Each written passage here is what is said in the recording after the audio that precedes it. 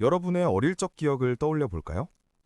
1980년대, 90년대만 해도 우리 아버지들은 혼자 벌었습니다. 그 외벌이 월급으로 4인 가족이 밥 먹고 아이들 대학 보내고 저축해서 집도 샀습니다. 어머니가 전업주부여도 먹고 살기 힘들다고는 했지만 생존이 불가능하다고는 안 했죠. 그런데 지금은 어떤가요? 남편도 일하고 아내도 일합니다. 소득원은 2배가 됐습니다. 그럼 우리는 부모님 세대보다 2배 더 부자가 되었나요? 아니요.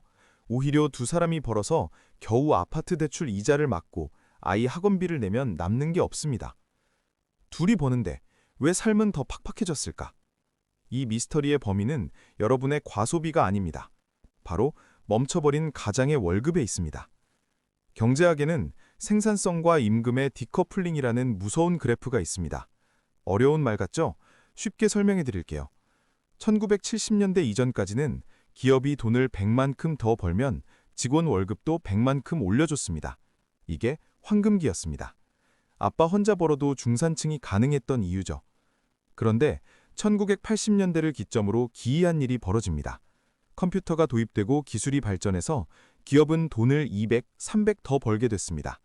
그런데 직원의 월급은 요지부동, 제자리 걸음을 시작합니다. 물가는 계속 오르는데 내 월급만 멈춘 겁니다. 사실상 월급이 반토막 난 셈이죠. 가장 혼자서 가족을 태우고 달리던 자전거가 펑크가 난 겁니다. 이제 가장의 월급만으로는 중산층 라이프라는 짐을 감당할 수 없게 되었습니다.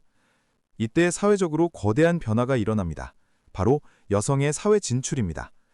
물론 이것은 여성 인권 신장과 자아 실현을 위해 반드시 필요한 과정이었습니다.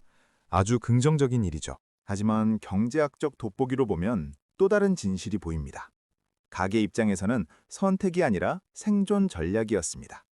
남편 월급으로 구멍난 가계부를 메우기 위해 아내도 전선에 뛰어들어야 했던 겁니다. 기업 입장에서 볼까요? 기업은 환호했습니다. 왜냐고요? 첫째, 일할 사람이 2배로 늘어났으니 월급을 많이 안 올려줘도 됩니다. 너 말고도 일할 사람 많아가 되니까요. 둘째, 돈 쓸 사람, 즉 소비자가 늘어났습니다. 결국 우리가 맞벌이를 하게 된 건 단순히 자아 실현 때문만이 아니라 한 명의 월급으로는 더 이상 시스템이 돌아가지 않게 만든 경제 구조 때문일 수도 있다는 겁니다.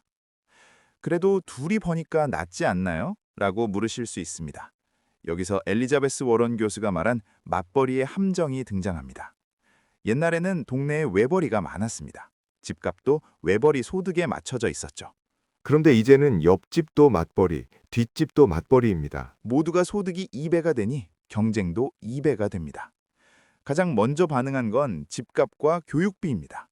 당신네도 둘이 벌어? 그럼 집값 좀 더 올려도 되겠네? 시장의 가격표가 맞벌이 소득을 기준으로 세팅되어 버린 겁니다. 결국 우리는 죽어라 둘이 일해서 과거에 부모님이 혼자 벌어서 샀던 그 집을 2배의 가격을 주고 사고 있는 셈입니다. 삶의 질은 나아지지 않았는데 노동시간만 2배로 늘어난 고단한 쳇바퀴에 갇힌 것입니다. 숨이 턱턱 막히시죠? 하지만 좌절만 하고 있을 순 없습니다. 이 시스템에서 우리 가족을 지키려면 전략을 수정해야 합니다. 첫째, 가짜 부자 흉내를 멈추세요. 남들도 다 하니까 라며 맞벌이 소득을 전부 소비했으면 절대 안 됩니다. 많은 부부가 두 사람의 월급을 합친 금액을 우리 집의 생활 수준이라고 착각합니다. 하지만 한 명이 아프거나 실직하면 바로 파산입니다. 생활비는 1.5인분 혹은 독하게 마음먹고 1인분의 소득에 맞춰야 합니다. 나머지 한 사람의 월급은 없는 셈치고 자산을 사는 데 써야 이 쳇바퀴를 멈출 수 있습니다. 둘째, 서로를 동지로 대우하세요. 퇴근하고 와서 누가 더 힘드네 싸우지 마세요. 우리는 지금 거대한 인플레이션이라는 적과 싸우는 전우입니다. 남편의 월급이 적은 것도 아내가 집안일을 못하는 것도 여러분 탓이 아닙니다. 우리를 쥐어짜는 이 경제 구조가 문제인 겁니다. 맞벌이 부부 여러분, 오늘 하루도 정말 고생 많으셨습니다.